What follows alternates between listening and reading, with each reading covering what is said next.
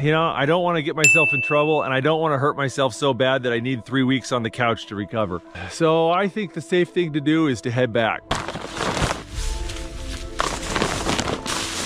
Oh yeah, there you go. That was a nice little shelter.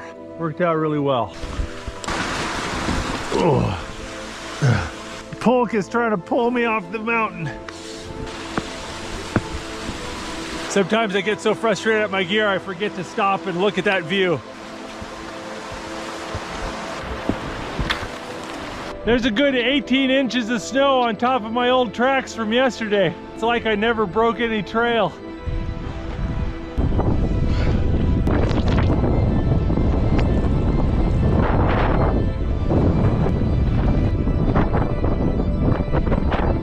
I'm almost to the car.